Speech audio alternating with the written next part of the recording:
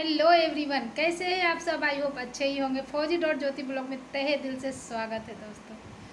तो ये पूजा के बाद शायद तीसरा ब्लॉग जाएगा, पूजा ही कर चलते चलते, क्योंकि अब शरीर थकने लगी है। आज हो गया है 7वां दिन और 7वां दिन होते होते शरीर थकने लगा है, तो ब्लॉग बनाने का शूट करने का मन नहीं हो रहा है। हालांकि दूसरे चैनल पे भी थोड़ा सा काम करना पड़ता है, दूसरा चैनल भी है, आप लोग देख सकते हैं जाकर। देख तमाशा देख, मेरा एक चैनल बनाई हूँ, उस पर भी थोड़ा काम कर लेती हूँ और यहाँ पर भी करना है। और नवरात्रि चल रही है, व्रत रख रखी हूँ, तो थोड़ा तो थकावट होती ही है। घर के सारे काम भी, हालांकि फौजी साहब बहुत हेल्प करते हैं, आप लोग से छुपा हुआ कुछ भी नहीं है। तो बात ऐसा है कि ब्लॉग क्यों नहीं डाल रही थी, बस वही बात है, थकावट सी हो जाने के कारण, और कोई कारण ऐसा नहीं है कि क्यों नहीं जा रहा है। बस चलेगा जाएगा ब्लॉग, ऐसे ही मेरा तो जाता है धीरे धीरे ही। तो दोस्तों शाम का टाइम हो गया, आरती भी हमने कर लिया, और बिना चश्मा के आरती भी नहीं पढ़ी जाती है अभी तो। और वीकनेस की वजह से बहुत कम दिखने लगा है। जब जब वीकनेस होता है तब तब यही हाल मेरा रहता है, और बोलने में भी थोड़ा सा ऐसे हो जाता है, लगातार नहीं बोल पाती हूँ। तो शाम का आरती भी हो गया है, और आरती देख सकते हैं मेरी मैया, जय माता दी आरती। तो दोस्तों ये जो दिया जलाए हैं ना, जो फर्स्ट डे स्थापना के दिन, मैं आप लोग को इससे पहले वाले वीडियो में भी बता चुकी हूँ। स्थापना वाले दिन जो बड़ा सा दिया में मैंने दीपक जला लिया है, तो वो अभी तक जल रहा है।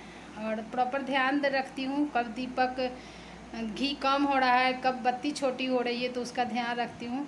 और दीपक में क्या है ना, अखंड ज्योत मान करके मैं तो जलाई नहीं हूँ, बस जला दी हूँ कि बस माता के सामने दीपक जलता रहे, और अच्छा लगता है और ज़रूरी भी है। अच्छा लगने से पहले ज़रूरी भी एक दीपक जलते रहना चाहिए।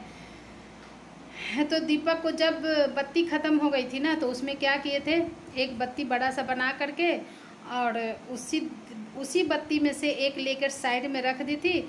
फिर वो छोटी वाली बत्ती जो हो गई थी उसको हमने हटा दिया, और फिर इस बत्ती को हमने वहीं लगा दिया। तो इस तरह से वो जोत अभी तक जल रही है माता की वहीं पे। 2 दिन बचा हुआ है, माता का कृपा रहा तो और बढ़िया से जलते ही रह जाएगा वहीं पे। तो और बाकी फौजी साहब गए हुए ड्यूटी, आज अकेले ही शाम को आरती करना पड़ा। कल सुबह में ही रहेंगे, कल महाअष्टमी है। दोस्तों आप सबको महाअष्टमी की बहुत सारी शुभकामनाएं।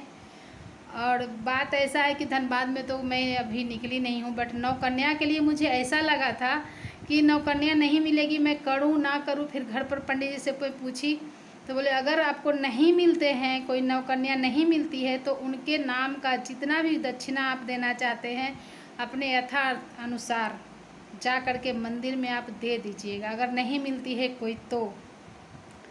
लेकिन अचानक नवरात्रि के टाइम में ऐसा हुआ ना है दोस्तों, मैं जबकि किसी के घर में नहीं गई हूँ, फिर भी मैं एक चाची हैं उनके पास गई। बोली चाची मेरे लिए आप पोती को अपना भेज दीजिएगा नौकन्या के लिए। तो मैं यही सोच के गई थी ना दोस्तों कि चल एक है ना, उसी को सारा दान दक्षिणा दे दूँगी। उन्हीं के यहाँ एक पोता था तो भैरव भैया का भी उन्हीं को दे दूँगी, यही सोच के गई थी। और चाची सब के यहाँ लेके गई, अभी 9 से ज़्यादा ही नौकन्या माता मिल गई हैं। और अचानक ऐसे होने से मुझे अच्छा लग रहा था कि एक भी नहीं मिलेगा, जहाँ की 9 माता से ज़्यादा भी आने की संभावना है। सबको बोली हूँ जिनको जिनको लेके आऊँगी, अगर आने के लिए मतलब आने के लिए तैयार रहेंगे तो। लेकिन 9 तो हो ही गए हैं, और अचानक से ऐसे मतलब किसी से मेरा हाय हल्लो तक नहीं था यहाँ पे। और वो चाची को मैं एक दिन देखी थी, तो इसीलिए मैं उनके घर के गेट पे ही चली गई, पास में ही है रोड पे। तो मैं यही बोली कि चाची आप अपना पोती को भेज दीजिएगा। तो बोली कि चलो, हमारे भाषा में बोली चला हम तोरा दिखा दे, वही कितना सारा तोरा नौकन्या ना मिलते चला। और इतना ऐसे मन गदगद हो गया, और चलो नौकन्या माता मिल गई हैं, तो इसके लिए भी बहुत अच्छा लगा है। और आप लोग कमेंट करके बताइएगा नौकन्या आप लोग कब खिला रहे हैं। हम तो शुरू से ही नवमी को खिलाते हैं, हवन करने के बाद, उसके बाद ही खिलाती हूँ। हर बार जितने भी बार भी मैं की हूँ तो नवमी को हवन के बाद ही खिलाते हैं। अगर गलती हो गई हो दोस्तों तो आप लोग कमेंट करके बताना मुझे किस दिन खिलाना चाहिए और किस दिन नहीं। दक्षिणा में क्या देना चाहिए आप लोग बताइएगा। ऐसे जो भी होगा वो सामने ही होगा, आपको ब्लॉग में देखने के लिए मिलेगा। और जल्द ही अब सब कुछ त्यौहार, हमारे छठ पूजा, सारे त्यौहार अभी आने वाले हैं।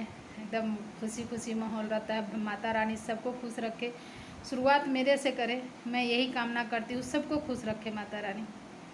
साथ में मैं भी हूँ वही कामना में।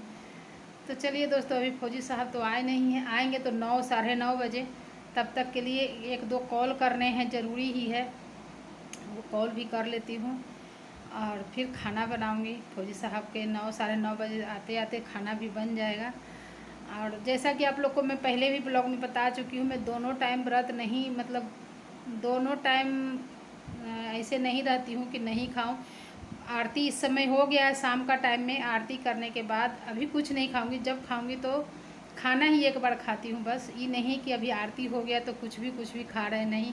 हाँ, चाय ले लेती हूँ, चाय के बाद फिर वही एक बार खाना होता है, वही होता है बस। और फ्रूट व्रूट दिन में लेते रहती हूँ। कुछ ऐसे बना लिए, जैसे टिक्की बना लेती हूँ आलू का।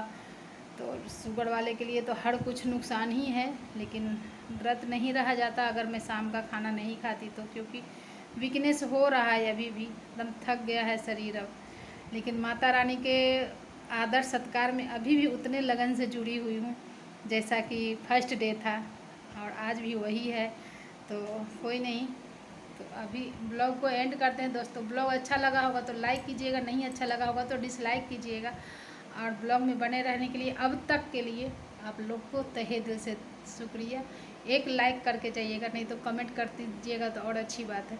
तो चलिए दोस्तों, मिलते हैं नेक्स्ट ब्लॉग में।